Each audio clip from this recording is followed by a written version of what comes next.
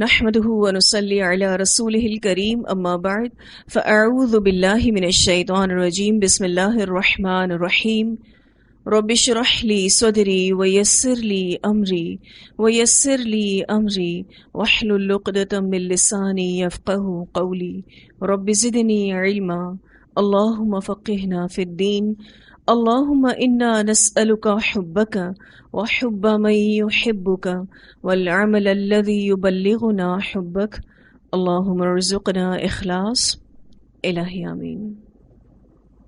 سورۃ البقرہ کا لیسن شروع کرنے سے پہلے انشاءاللہ ہم اپنی پچھلی 2 کلاسز کا ریویو لیں گے، پھر آگے سے شروع کریں گے انشاءاللہ۔ ہم نے آپ سے قرآن کی فضیلت اور اس کی اہمیت کے حوالے سے بات کی تھی۔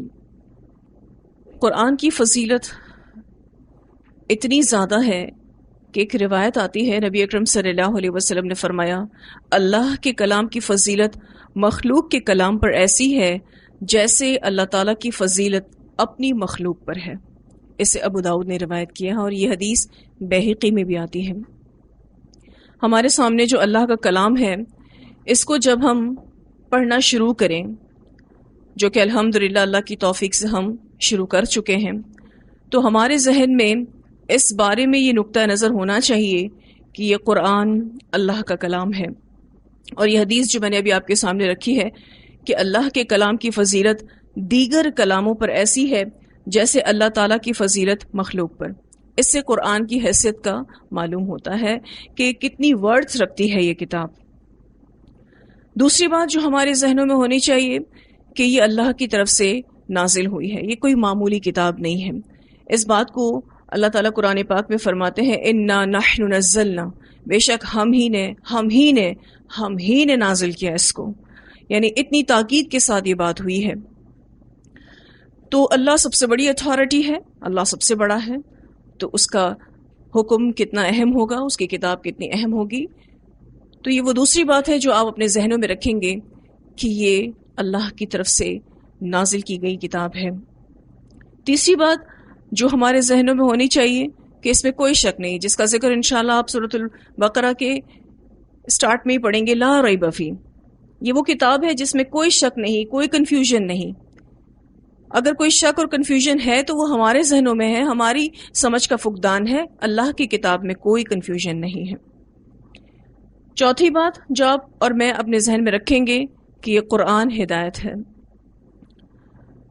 یعنی یہ وہ کتاب ہے جو راستہ دکھاتی ہے، راستے پر چلاتی ہے اور منزل تک پہنچاتی ہے۔ تو یہ 4 باتیں آپ نے اپنے ذہن میں رکھنی ہیں جب آپ قرآن پاک پڑھیں گے۔ پھر یہ کہ ہمیں اس قرآن کو اس نیت کے ساتھ پڑھنا ہے کہ مجھے ہدایت ملے، میں عمل کرنے کے لیے پڑھ رہی ہوں اور آگے اس پیغام کو پہنچانے کے قابل بننے کے لیے پڑھ رہی ہوں۔ ہم سب کی یہ نیت ہونی چاہیے۔ تو پورے دل کی حاضری اور خشوع کے ساتھ اس کو پڑھنا ہے تاکہ ہدایت ملے، ورنہ پھر ہدایت نہیں ملتی۔ پھر غور و فکر بھی کرنا ہے، جتنا آپ غور و فکر کریں گے، ایک تو عمل مضبوط ہوگا، دوسرا قرآن موجودہ حالات کا ایسا حل دے گا کہ آپ کو ایسا محسوس ہوگا کہ قرآن اسی سچویشن کے لیے اترا ہے، خواہ سچویشن نئی سے نئی کیوں نہ ہو، وہ صورتحال نئی سے نئی کیوں نہ ہو، یہ قرآن ایسا معجزہ ہے کہ یہ اس کا حل واضح کرتا ہے۔ الحمدللہ۔ اگر ہم چاہتے ہیں کہ ہمارا تعلق اللہ سے مضبوط ہو تو ہمیں اپنا تعلق قرآن سے مضبوط کرنا ہوگا، کیونکہ جتنا ہمارا تعلق قرآن سے مضبوط ہوگا اتنا ہم اللہ سے اپنے تعلق کو مضبوط کر پائیں گے انشاءاللہ۔ ایک روایت میں آتا ہے، حضرت جبیر بن مطعم رضی اللہ تعالیٰ عنہ بیان کرتے ہیں کہ ہم جوفا کے مقام پر نبی اکرم صلی اللہ علیہ وسلم کے ساتھ تھے۔ پس آپ صلی اللہ علیہ وسلم نے فرمایا کیا تم اس بات کی گواہی نہیں دیتے کہ اللہ کے سوا کوئی معبود نہیں، وہ ایک ہے اور اس کا کوئی شریک نہیں، اور یہ کہ میں اللہ کا رسول ہوں اور یہ قرآن اللہ کی طرف سے ہے۔ یعنی صحابہ کرام سے نبی اکرم صلی اللہ علیہ وسلم نے یہ سوالات کیے۔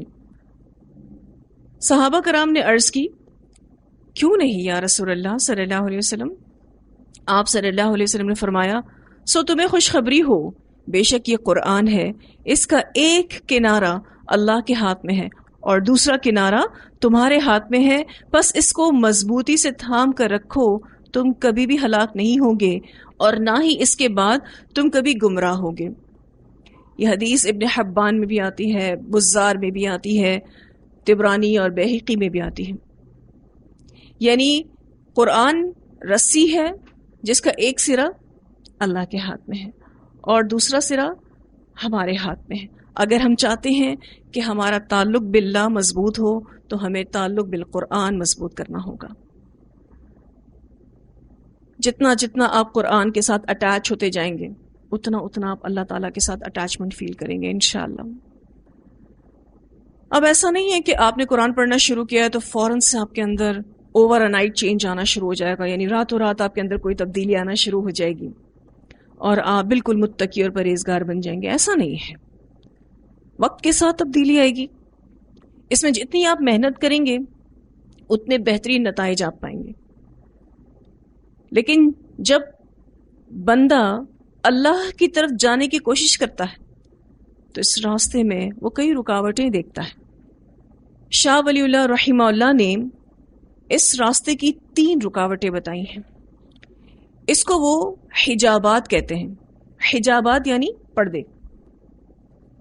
پہلے حجاب کے بارے میں وہ بتاتے ہیں کہ یہ حجاب طبع ہے، یعنی طبیعت کا حجاب،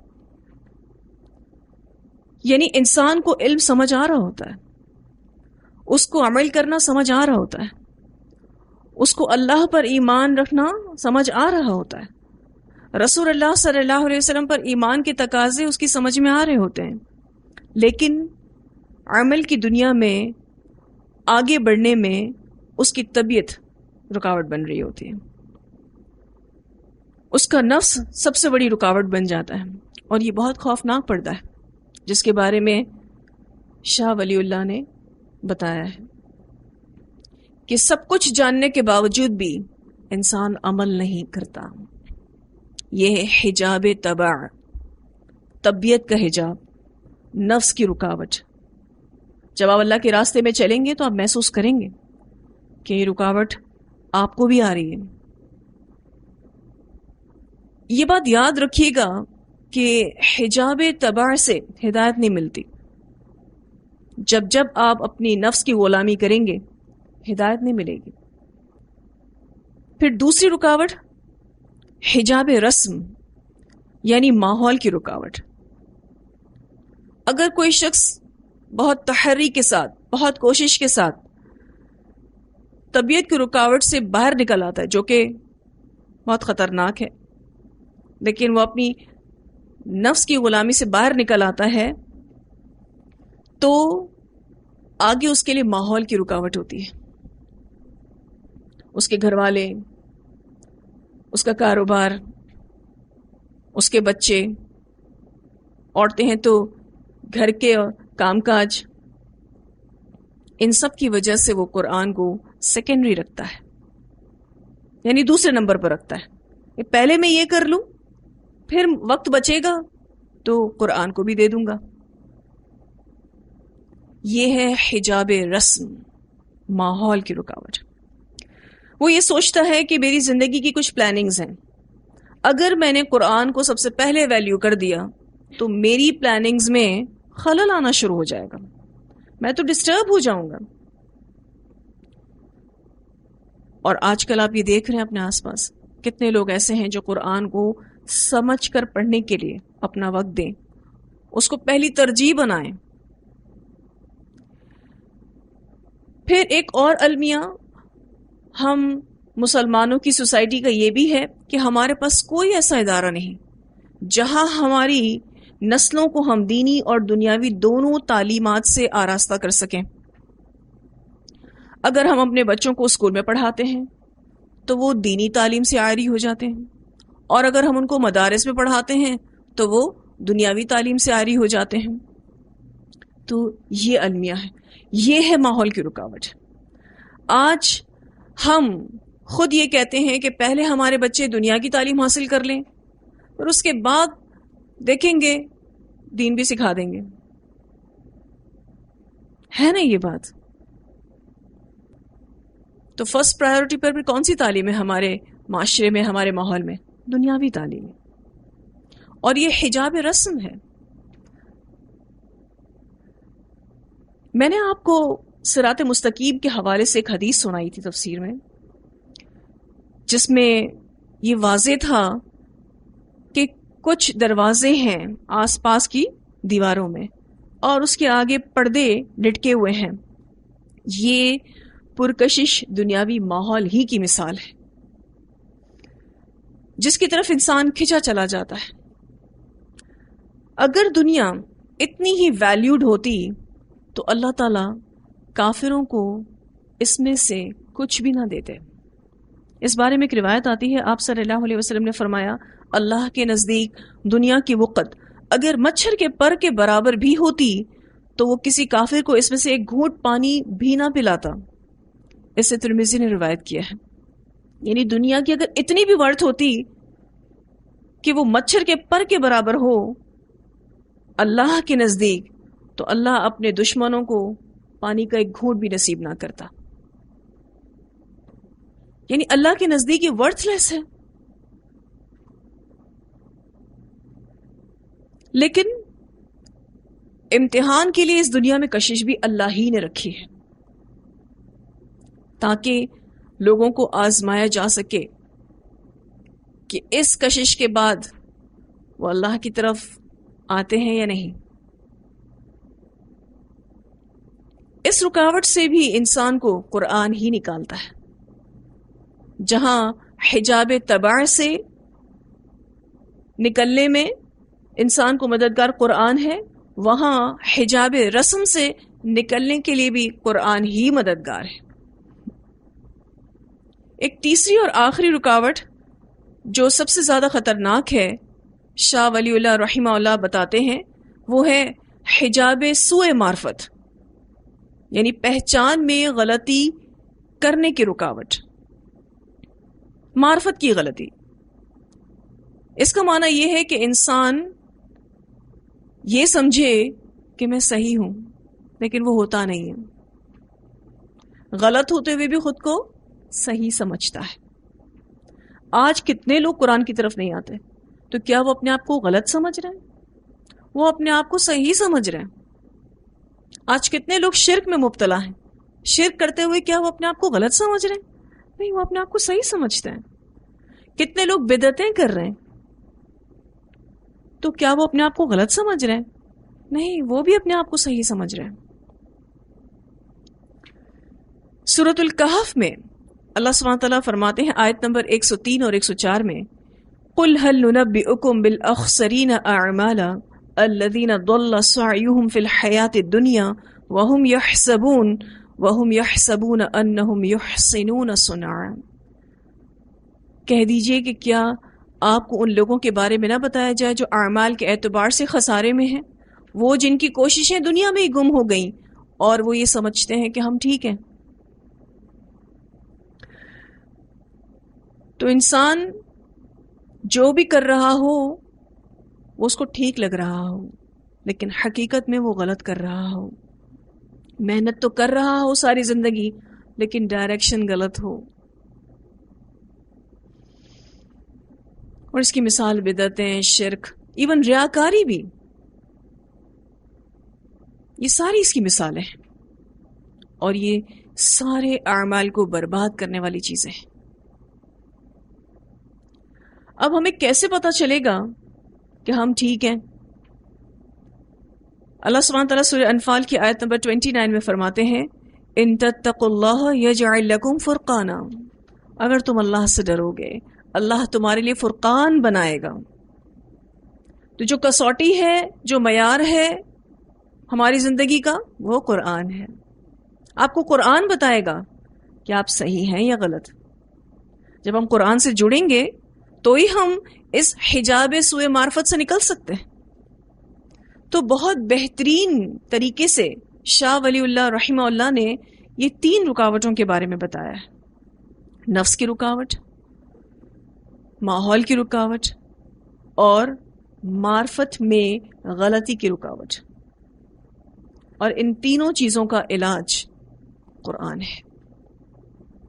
تو جو بھی قرآن کو اس نیت کے ساتھ پڑھے گا کہ اسے اللہ کی رضا حاصل ہو، تو انشاءاللہ اللہ اس کو ان تمام حجابات سے نکالے گا۔